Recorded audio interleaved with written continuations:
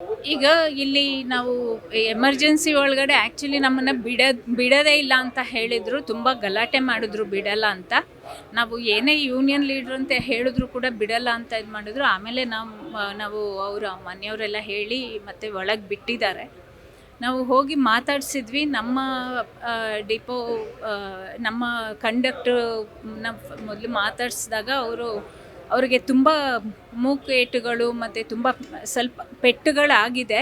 ಅವ್ರಿಗೆ ಹೇಳೋಕ್ಕಾಗ್ತಾ ಇಲ್ಲ, ಅವ್ರಿಗೆ ನಡೆಯೋಕ್ಕೂ ಕೂಡ ತುಂಬ ಕಷ್ಟ ಆಗ್ತಾಯಿದೆ. ಆಮೇಲೆ ಸ್ವಲ್ಪ ಇಲ್ಲೆಲ್ಲ ಪೆಟ್ಟಾಗಿದೆ ಗದ್ದದಲ್ಲೆಲ್ಲ. ಆಮೇಲೆ ಅವರಿಗೆ ಅದೇನಾಗಿದೆ ಅಂದರೆ ಅಲ್ಲಿ ಬಸ್ಸು ಸಡನ್ನಾಗಿ ಅದು ಹಿಂದೆಗಡೆಯಿಂದ ಬಂದು ಅವರು ಒಂದು 10 ಸೆಕೆಂಡ್ ಆಗಿದೆ ನಿಲ್ಲಿಸಿ ಅಷ್ಟೇ ಬಸ್ ಸ್ಟಾಪಲ್ಲಿ, ಕೆ ಆರ್ ಸರ್ಕಲ್ ಬಸ್ ಸ್ಟಾಪಲ್ಲಿ. ಅದು ನಿಲ್ಲಿಸಿದ ತಕ್ಷಣ ಅದು ಹಿಂದ್ಗಡೆಯಿಂದ ಬಂದು E V bus, 2 E V ಬಸ್ಗಳೇ. ಒಂದು E V bus A C bus ಮುಂದ್ಗಡೆ ಇದ್ದಿದ್ದು, ಹಿಂದ್ಗಡೆ ಇದ್ದಿದ್ದು ಇ ವಿ ಸಾಮಾನ್ಯ ಬಸ್ಸು. ಸೊ ಅದು ಬಂದು ಹಿಂದ್ಗಡೆಯಿಂದ ಸಡನ್ನಾಗಿ ಹೊಡೆದಿರೋದಂದರೆ ಪೂರ್ತಿ ಜಾಮ್ ಆಗೋ ಥರ ಹೊಡೆದ್ಬಿಟ್ಟಿದೆ. ಸೊ ಇವರು ಅದು ಹೊಡೆದಿದ್ದ ರಭಸಕ್ಕೆ ಏನಾಗಿದೆ, ಇಲ್ಲಿ ಮುಂದೆ ಅದು ಮುಂದೆ ಹೋದಂಗೆ ಆಗಿದೆ. ಸೊ ನಮ್ಮ ಕಂಡಕ್ಟ್ರು ನಿಂತಿದ್ದವರು ಮುಂದೆ ಹೋಗಿ ಬಿದ್ದಿದ್ದಾರೆ. ಹಾಗಾಗಿ ಅವರಿಗೆ ಸ್ವಲ್ಪ ಇದೆಲ್ಲ ಸೊಂಟ ಕಾಲು ಎಲ್ಲ ಪೆಟ್ಟಾಗಿದೆ. ಅವರು ಇವಾಗ ನಿಲ್ಲಕ್ಕೆ ಸ್ವಲ್ಪ ಕಷ್ಟಪಡ್ತಿದ್ದಾರೆ, ನಿಲ್ಲಕ್ಕಾಗ್ತಾ ಇಲ್ಲ, ತುಂಬ ಅವ್ರಿಗೆ ನೋವಾಗಿದೆ. ಆಮೇಲೆ ಅವ್ರಿಗೆ ಡ್ರೈವರು ಅದೇ ವಾಯುವಜ್ರ ಬಸ್ ಡ್ರೈವರು ಇವಾಗ ಗಾಡಿನ ಬಿಟ್ಟು ಬಂದಿದ್ದಾರೆ. ಇವಾಗ ಅವ್ರಿಗೆ ಟ್ರೀಟ್ಮೆಂಟ್ ಶುರು ಮಾಡ್ತಾ ಇದ್ದಾರೆ, ಎಲ್ಲ ಚೆಕಪ್ ಮಾಡ್ತಾ ಇದ್ದಾರೆ. ಅವ್ರಿಗೆ ಸ್ಟೀರಿಂಗು ಸಡನ್ನಾಗಿ ಮುಂದೆ ಹೊಡಿತಲ್ಲ, ಸ್ಟೀರಿಂಗು ಈ ಹೊಟ್ಟೆ ಭಾಗಕ್ಕೆ, ಪಕ್ಕೆಯಿಂದ ಕೆಳಗಡೆ ಹೊಟ್ಟೆ ಭಾಗಕ್ಕೆ ಹೊಡೆದಿದೆ ಅದು. ಹಾಗಾಗಿ ಅವರು ನೋವು ಅಂತ ಒದ್ದಾಡ್ತಾ ಇದ್ದರು. ಅವ್ರಿಗೆ ಇವಾಗ ಚೆಕಪ್ ಎಲ್ಲ ಮಾಡ್ತಾ ಇದ್ದಾರೆ, ಸ್ಕ್ಯಾನಿಂಗು ಮತ್ತು ಎಕ್ಸ್ರೇನ ಮಾಡ್ತೀವಿ ಅಂತ ಹೇಳ್ತಾ ಇದ್ರು.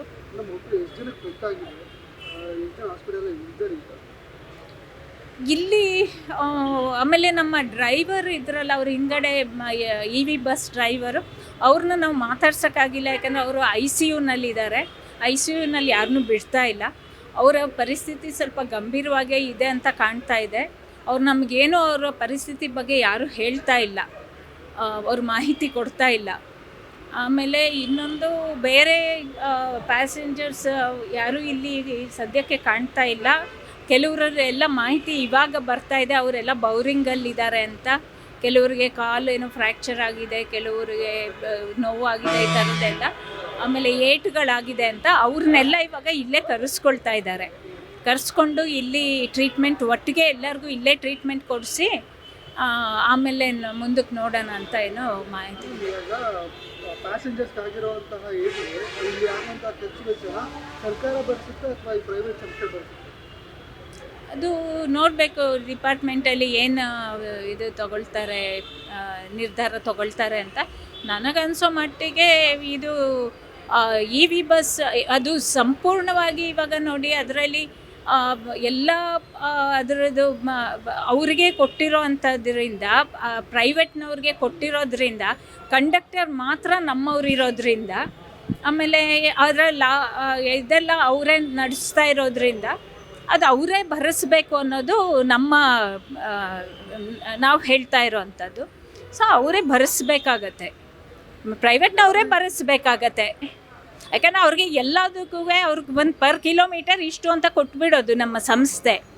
ಹಾಗಾಗಿ ಅದು ಅವರೇ ಭರಿಸ್ಬೇಕಾಗತ್ತೆ. ಅದರದ್ದು ಏನೇ ಲಾಭ ನಷ್ಟ ಅಥವಾ ಅದು ಏನೇ ಬಂದರೂ ಕೂಡ ಅವ್ರನ್ನ ಭರಿಸ್ಬೇಕಾಗತ್ತೆ.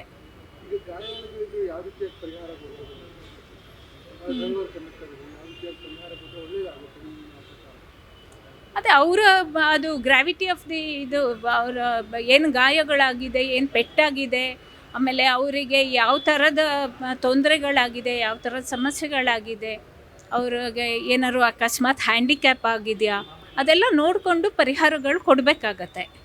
ಅವ್ರಿಗೆ ಅಕಸ್ಮಾತ್ ಅವರು ಜೀವನನೇ ಮಾಡೋಕ್ಕಾಗದೇ ಇರೋ ಥರದ ಹ್ಯಾಂಡಿಕ್ಯಾಪ್ ಆಗಿಬಿಟ್ರೆ, ಲೈಫ್ ಲಾಂಗ್ ಹ್ಯಾಂಡಿಕ್ಯಾಪ್ ಆದರೆ ಅವರಿಗೆ ಅದಕ್ಕೆ ಖಂಡಿತವಾಗ್ಲೂ ಒಂದು ಸರಿಯಾದ ಪರಿಹಾರನೇ ಕೊಡಬೇಕಾಗತ್ತೆ. ಆಮೇಲೆ ಇದು ನೋಡಿ, ಇಲ್ಲಿ ಬಹಳ ಮುಖ್ಯವಾಗಿ ನಾವು ಅದನ್ನೇ ಹೇಳ್ತಾ ಇದ್ದೀವಿ, ಇಲ್ಲಿ ಪ್ರೈವೇಟ್ ಡ್ರೈವರ್ಸ್ನ ನೀವು ಇಟ್ಕೋಬೇಡಿ, ಅವರನ್ನು ನೀವು ನೇಮಕ ಮಾಡ್ಕೊಳ್ಬೇಡಿ ಅಂತ. ಯಾಕೆಂದರೆ ಅವರಿಗೆ ಒಂದು ದಿನದ ತರಬೇತಿ ಕೊಡ್ತಾರಂತೆ. ಇಷ್ಟು ಅವರಿಗೆ ಯಾವುದೇ ಥರದ ಒಂದು ಎಫಿಷಿಯನ್ಸಿನೂ ಇರೋದಿಲ್ಲ. ಇದು ತುಂಬ ಸಫಿಸ್ಟಿಕೇಟೆಡ್ ಗಾಡಿಗಳು. ನಮ್ಮಲ್ಲಿ ತುಂಬ ಎಕ್ಸ್ಪೀರಿಯನ್ಸ್ಡ್ ಡ್ರೈವರ್ಗಳಿದ್ದಾರೆ, ತುಂಬ ಅನುಭವಸ್ಥ ಡ್ರೈವರ್ಗಳಿದ್ದಾರೆ. ನಮ್ಮವ್ರನ್ನ ಬಿಟ್ಬಿಟ್ಟು ಇವಾಗ ಎಷ್ಟೋ ನಮ್ಮ ಡ್ರೈವರ್ಗಳಿಗೆ ಎಲ್ಲ ಡಿಪೋಗಳಲ್ಲೂ ಕೆಲಸ ಇಲ್ಲ ಹೋಗು ಅಂತ ಕಳಿಸ್ತಾ ಇದ್ದಾರೆ. ಆಮೇಲೆ ಆಬ್ಸೆಂಟ್ ಮಾರ್ಕ್ ಮಾಡ್ತಾ ಇದ್ದಾರೆ. ಆಮೇಲೆ ಒತ್ತಾಯಪೂರ್ವಕವಾಗಿ ಇದು ಲೀವ್ ಹಾಕಿ ಅಂತ ಹೇಳಿ ಅವ್ರ ಲೀವಲ್ಲಿ ಡೆಬಿಟ್ ಮಾಡ್ತಾ ಇದ್ದಾರೆ. ಹೀಗೆಲ್ಲ ಮಾಡ್ತಾ ಇದ್ದಾರೆ ನಮ್ಮ ಸಂಸ್ಥೆಯಲ್ಲಿ. ಅದ್ರ ಬದಲು ನಮ್ಮ ಡ್ರೈವರ್ಗಳನ್ನೇ ಅದಕ್ಕೆ ಬಳಸ್ಕೊಂಡ್ರೆ, ಅವರಿಗೆ ತರಬೇತಿ ಕೊಟ್ಟು ಈ ಥರದ ಒಂದು ಬಸ್ಗಳನ್ನ, ಹೊಸ ಬಸ್ಗಳನ್ನ ಹೇಗೆ ಹ್ಯಾಂಡ್ಲ್ ಮಾಡೋದು ಅಂತ ಕೊಟ್ಟರೆ ಖಂಡಿತವಾಗ್ಲೂ ನಮ್ಮ ಡ್ರೈವರ್ಗಳು ತುಂಬ ಚೆನ್ನಾಗಿ ಇದನ್ನು ಹ್ಯಾಂಡ್ಲ್ ಮಾಡೋಕ್ಕೆ ಸಾಧ್ಯ ಆಗುತ್ತೆ. ಇದು ಒಂದು ಕೇಂದ್ರ ಸರ್ಕಾರ ಮಾಡಿರೋ ಅಂಥ ಒಂದು ಕೆಟ್ಟ ಯೋಜನೆ ಅಂತ ನಾವು ಹೇಳ್ತೀವಿ. ಒಂದು EV ಬಸ್ನ ತಂದಿರೋದು ಕೆಟ್ಟದು ಅಂತ ಹೇಳ್ತಾ ಇಲ್ಲ, ಆದರೆ ಅದನ್ನು ಹೇಗೆ ಸಮರ್ಪಕವಾಗಿ ಬಳಸ್ಬೋದು, ಹೇಗೆ ಸಮರ್ಪಕವಾಗಿ ನಮ್ಮ ಸಂಸ್ಥೆಯೊಳಗೆ ಅದನ್ನು ಬಳಸ್ಕೋಬೋದು ಅನ್ನೋದನ್ನು ಸರ್ಕಾರ ಯೋಚನೆ ಮಾಡಬೇಕು. ಅದನ್ನು ನಾವು ನಮ್ಮ ರಾಜ್ಯ ಸರ್ಕಾರಕ್ಕೆ ನಾವು ಒತ್ತಾಯ ಮಾಡ್ತಾ ಇದ್ದೀವಿ. ನೀವು ಇದನ್ನು ನಮ್ಮ ಸಂಸ್ಥೆಗೆ ಉಪಯೋಗ ಆಗೋ ಹಾಗೆ ನೀವು ಬಳಸ್ಕೊಳ್ಳಿ. ಅದನ್ನು ನೀವು ಕೇಂದ್ರ ಸರ್ಕಾರಕ್ಕೆ ಒತ್ತಾಯ ಮಾಡಿ, ಈ ಫೇಮ್ ಸ್ಕೀಮ್ ಇದೆಯಲ್ಲ ಅದನ್ನೇ ನೀವು ಮಾರ್ಪಾಡು ಮಾಡೋಕ್ಕೆ ನೀವು ಕೇಂದ್ರ ಸರ್ಕಾರಕ್ಕೆ ಒತ್ತಾಯ ಮಾಡಬೇಕು.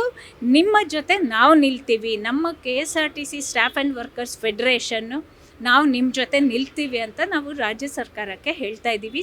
ಮಾನ್ಯ ಸಾರಿಗೆ ಸಚಿವರಿಗೂ ಕೂಡ ಹೇಳ್ತಾ ಇದ್ದೀವಿ, ಮತ್ತು ನಮ್ಮ ಎಲ್ಲ MDಗಳಿಗೂ ಕೂಡ ನಾವು ಹೇಳ್ತಾ ಇದ್ದೀವಿ. ಯಾಕೆಂದರೆ ಈಗಾಗಲೇ 4,000 ಬಸ್ಗಳನ್ನು ನಾವು ಕೊಡ್ತೀವಿ ಅಂತ ಏನೋ ಹೇಳ್ತಾ ಇದ್ದಾರೆ. ಸೊ ಇದರಿಂದ ನಮಗೆ ಆತಂಕ ಇರೋದೇನೆಂದರೆ, ಇನ್ನೂ ಎಷ್ಟು ಜನನ ಹೀಗೆ ನಮ್ಮ ಪ್ರಯಾಣಿಕರನ್ನ, ಸಾರ್ವಜನಿಕರನ್ನ ಇವರು ಕೊಲೆ ಮಾಡೋಕ್ಕೆ ಹೊರಟಿದ್ದಾರೆ.